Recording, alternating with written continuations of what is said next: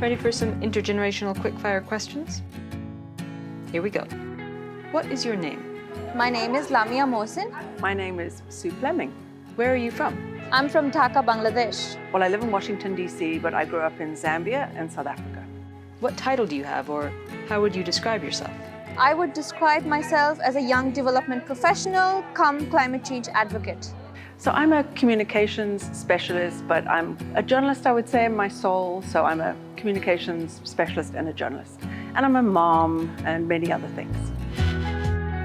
What was your first climate or environmental conference?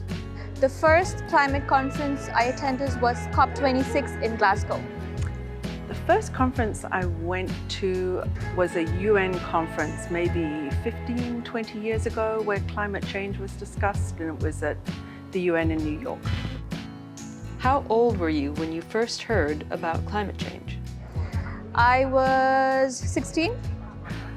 Growing up in South Africa as a student, we had incredible water shortages, so we would use brown water, which means using bath water to flush the toilet, and for other means. So I was extremely aware of the importance of water and conserving water from a really young age.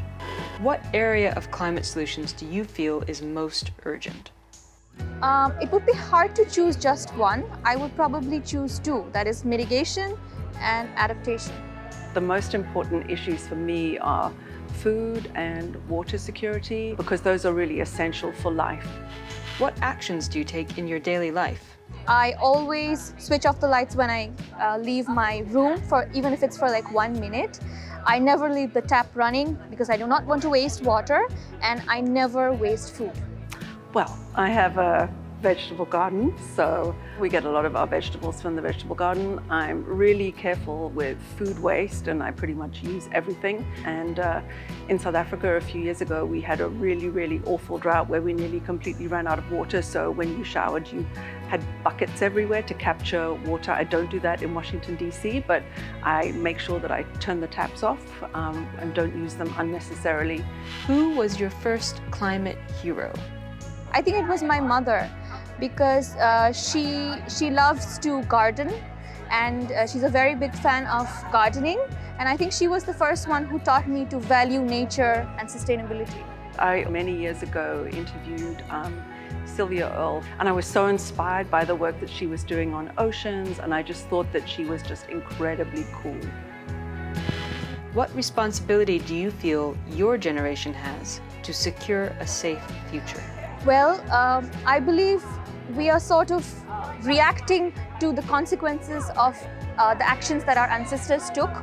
But at the same time, I believe we are going to be the ones surviving in the long run. So the onus is on us. We need to be aware, we need to advocate, and we need to act. I think our generation has a really important responsibility in terms of conserving what we have, but really thinking ahead as to how our children can live a better life and be more sustainable and be more careful in the natural resources that we use and find alternatives. That's great, thanks.